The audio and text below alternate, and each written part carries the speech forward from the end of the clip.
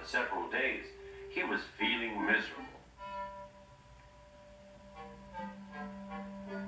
Oh dear, he thought, I wonder how long I shall have to stay in the shed.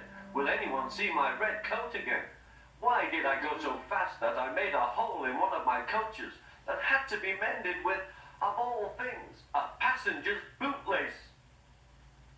At last Sir Topham Hatt arrived. I know you are sorry, James, he said, and I know too that you want to be a useful engine. People are laughing at my railway, and I do not like that at all. I will try hard to do my best, said James. That's a good engine. There's nothing like determination. I want you to pull some freight cars for me. James was delighted. Puffed away.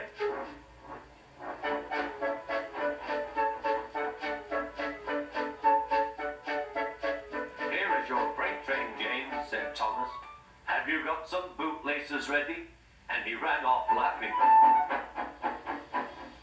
Oh, said the freight cars. We want a proper engine, not a red monster. James took no notice and started as soon as the conductor was ready. Come along, he puffed.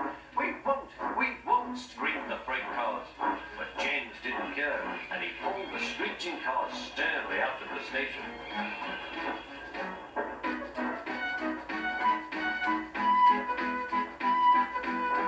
The cars tried hard to make him give up, but he still kept on.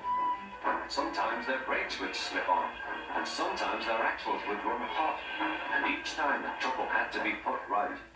And each time James would start again, determined not to let them beat him. Give up, you can't pull us, you can't, called the cars.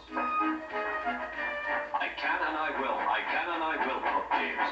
Slowly but surely, he pulled them along the line. At last they saw Gordon's Hill. Look out for trouble, James, warned his driver. We'll go fast and get them up before they know it. Don't let them stop you. So James went faster, and soon they were halfway up. I'm doing it, he panted. Will the top never come? Then, with a sudden jerk, it all came easier. I've done it, he puffed. Hooray! It's easy now. But his driver shut off steam. They'd done it again. We've left our tail behind. Look, the last cars were running backwards down the hill. The coupling had snapped, but the conductor stopped the cars and got out to warn approaching engines. That's why it was easy, said James, as he backed the other cars carefully down. What silly things freight cars are. There might have been an accident. Shall I help you, James? Called Edward. No, thank you, answered James. I'll pull them myself. Good. Don't let them beat you. You're doing well, whistled Edward, as James slowly struggled up the hill.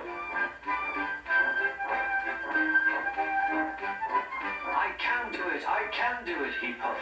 He pulled and pulled as hard as he could. I've done it, he panted.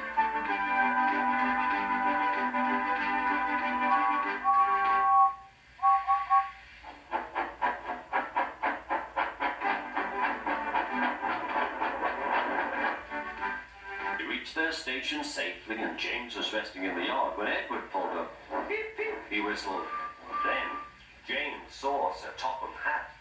Oh dear, what will he say, he asked himself. But Sir Topham Hatt was smiling. I was in Edward's train and I saw everything, he said. You've made the most troublesome train on the line behave.